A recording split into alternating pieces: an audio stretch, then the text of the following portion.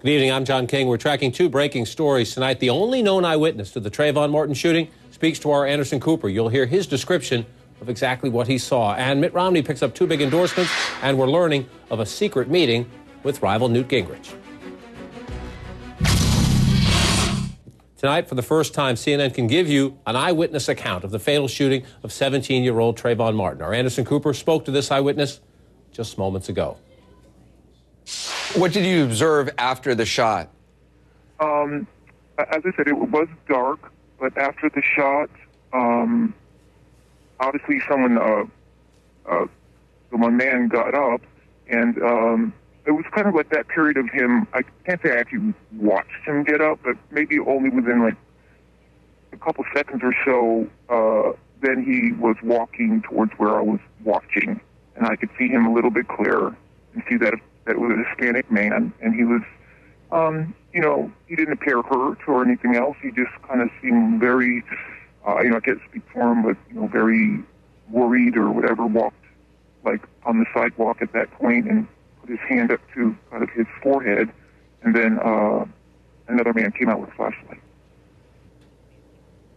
CNN senior legal analyst Jeffrey Toobin joins me now. Jeff, you went up and visited with the Anderson Cooper staff, and you've heard more about this interview. I want to focus on what we just heard in that snippet. It says it was a Hispanic man. That would match, obviously, the description of George Zimmerman, the man who acknowledges he shot Trayvon Martin. He didn't seem hurt, he says, although then he does say later he had his hand up at his forehead. What do we make of that part we just heard?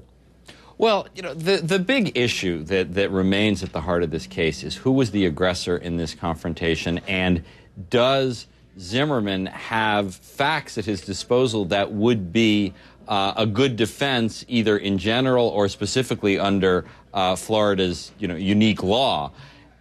Certainly, I think this is not the smoking gun one way or the other, but again, particularly when you combine it with the video that was released by ABC yesterday of George Zimmerman appearing unhurt. I mean, his argument that he was somehow injured and under threat looks a little tougher to make based on this interview and based on the video. And when you were up visiting with Anderson and his team, Jeff, what else significant did you learn about this eyewitness account? Well, what I learned is that this is going to be a tough witness at trial because this person doesn't have a really clear view of precisely what happened, who was the aggressor, and this person heard someone yelling help, but I don't think this person knows in particular whether it was which one of the two people it was. So again, that's an important piece of evidence that if this person knew would be important. And you just heard, let's contrast here. Let's play a little game of compare and contrast. You just heard the eyewitness there saying Mr. Zimmerman, presumably, a Hispanic man, walked away, didn't appear too hurt, did have his hand on his forehead at one point, but was walking away almost matter-of-factly is the way that was described by the witness. Let's listen here to an account from George Zimmerman's father, who says his son told him that he suffered quite the beating. What did you observe after the shot? As I said, it was dark, but after the shot, obviously That's the wrong piece of tape there. Let's see if we go back and play. This is Zimmerman's father describing what his son told him. After nearly a minute of being beaten, George was trying to get his head off the concrete, trying to move with Trayvon on him into the grass. In doing so, his firearm was shown. Trayvon Martin said something to the effect of, "You're going to die now." As Jeff, a very different account there, and I'm going to walk over here. I just want you talked about that video that was released. The city has now put this police video up on the website, and I want to bring it up here and show it. And we do know this. Let me turn this around for you here. We do know this. He was treated at the scene by the Sanford police. If you look at the police report, so we need to be careful in saying that. So if he did have some injuries, he did receive some treatment in the police car. But what you're looking for here is you look up here. If he's had a broken nose or bandages, there's certainly no bandages in the face, Jeff. So if he was hurt, at least from this video, it's not to appear that he was significantly hurt. When you you match that up with what we just heard from the father, I want to bring up another piece of the video here. Let me move this one aside. I just want to show the back. If you pull this one out here, and again, this gets grainy as you stretch it out, you do see a small bit of red here. Oops, it's moving on me. You see a small bit of red there. Let me move this down. You see it right here in the back of the head. There's a little bit of red there, and you stretch it out. It's hard to see on television. But when you look at this, Jeff, it certainly does not give you the impression that this is someone who was severely beaten if he then gets in the cruiser and goes down to the police station.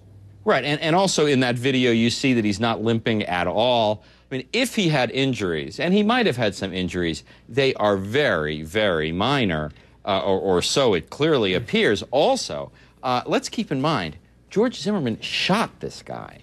He didn't, like, take a swing at him in self-defense. He shot him dead. So the amount of you know, there is potentially an argument of disproportionate response given the amount of injury he has. Now, again, Florida law may be somewhat helpful to Zimmerman on that front, but it's worth keeping in mind that, you know, we're struggling here to find some sort of injury, and Trayvon Martin is shot dead. If I could just add one more point about the interview with George Zimmerman's father.